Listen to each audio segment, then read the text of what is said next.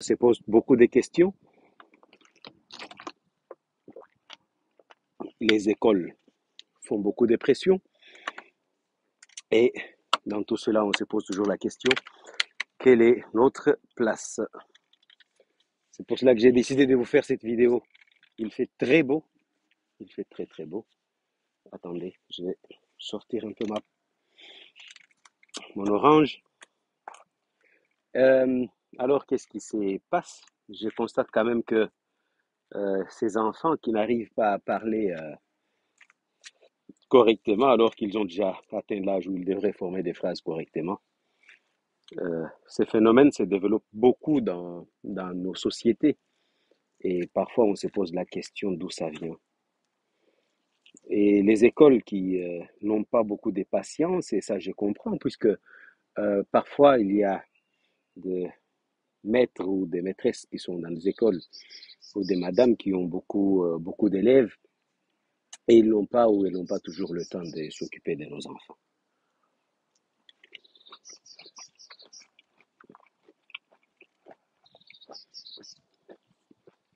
Et tout le travail administratif qu'ils ont à côté,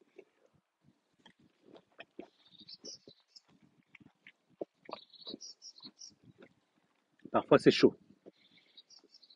Alors, pour savoir exactement ce qui se passe,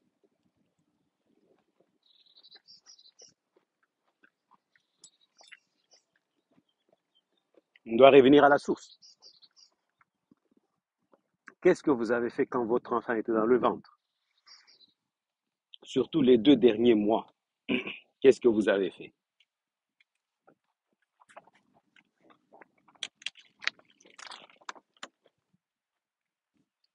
Dans certaines communautés, on remarque que les gens ne se parlent même pas.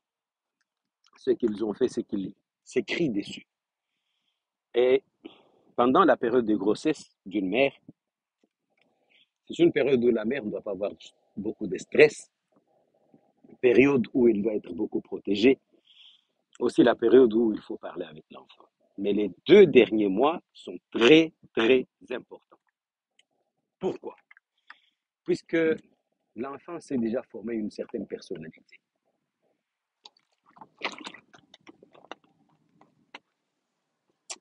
Il écoute beaucoup, il est très agité, il veut sortir, il comprend beaucoup de ce qui se passe dans le monde extérieur, il entend de la musique et il veut voir ce qui se passe. Et pendant cette période-là, il faut beaucoup parler avec lui. Il doit reconnaître la voix des mamans ou la voix des papas.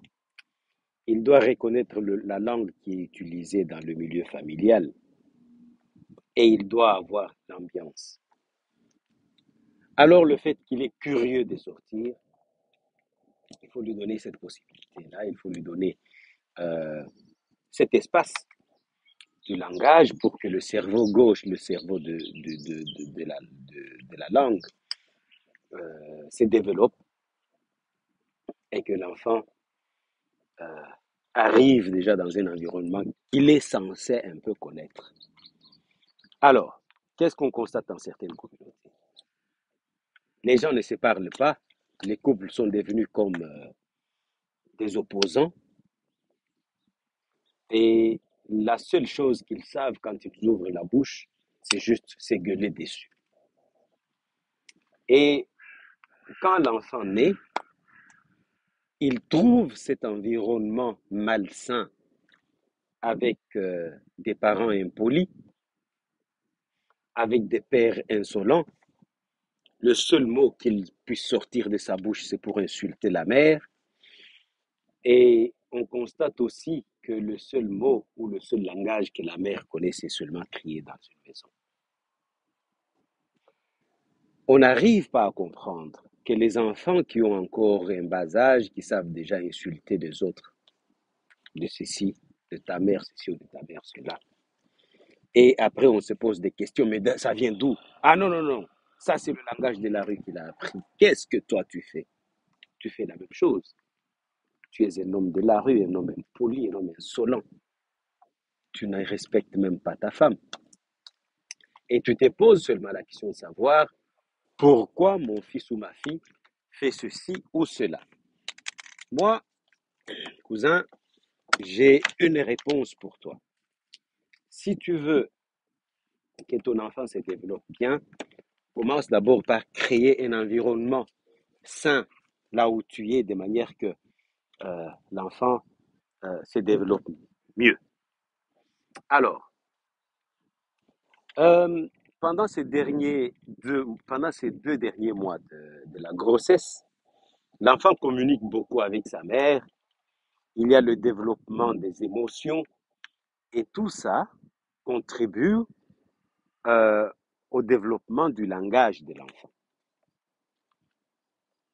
Maintenant, un enfant qui sort, qui est dans un environnement où on ne parle pas et le seul langage, ce sont des insultes, où le seul langage, c'est quand le père crie, puisqu'il est parti dans un café où il a fumé, je ne sais pas, le joint, et il a bu, pardon, il a bu avec ses amis, et puis quand il rentre à la maison, il trouve une maman, et il pense que c'est une opposante.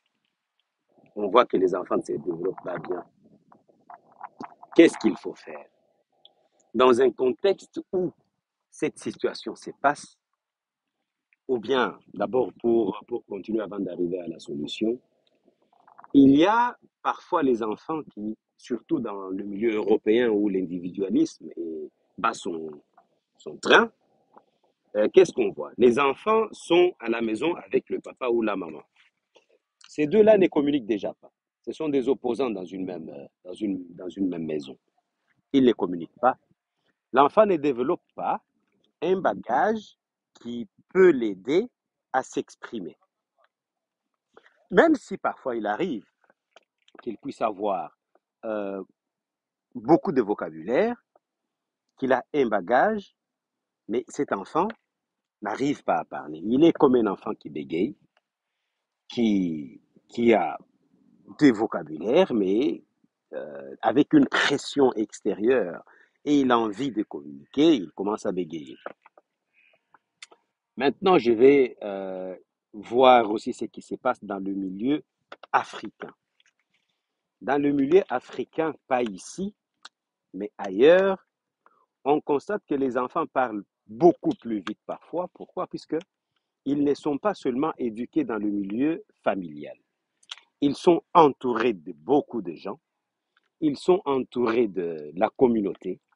Ils sont entourés avec le village.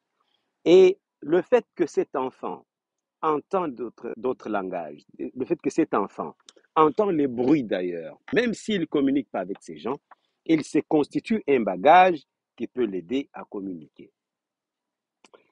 Nous avons des exemples, par exemple, nous avons des exemples où on voit un enfant qui, par exemple, l'aîné de la famille, qui arrive et qui parle difficilement, et le deuxième arrive, ah, paf, on voit qu'à 2 ans, il risque même de commencer à conjuguer le passé composé.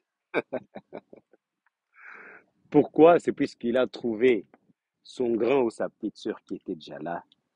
Si celui-là communique beaucoup, si celui-là lui tient un langage émotionnel, amoureux, positif, cet enfant peut super bien se développer. Est-ce que je vous demande d'aller mettre vos enfants dans d'autres milieux pour qu'ils se développent bien? Non, ce n'est pas ça ce que j'ai dit. Est-ce que je parle de la généralité? Non, il y a des cas particuliers. Mais ici, pour ceux qui me disent toujours, moi, je ne mettrai jamais mon enfant à la crèche, c'est faux. C'est faux. Il ne faut pas dire ça, puisque mettre son enfant à la crèche, ce n'est pas seulement le fait que cet enfant puisse apprendre à être scolarisé, mais c'est aussi la socialisation de l'enfant. Dans ces milieux-là, il attrapera certaines maladies des enfants, ce qui n'est pas mal, ça lui rend fort, euh, et puis il jouera avec les autres et il se constituera un certain bagage. Voilà. À la question de savoir pourquoi certains enfants parlent vite et les autres euh, parlent plus tard, c'est dû aux phénomènes qui peuvent être liés au développement du cerveau gauche bien sûr, le cerveau du langage, ou soit ça peut aussi être dû au milieu dans lequel l'enfant évolue ou une certaine euh, quoi ça, une certaine malformation au niveau cervical. Donc, j'avais voulu vous faire cette vidéo pour vous dire que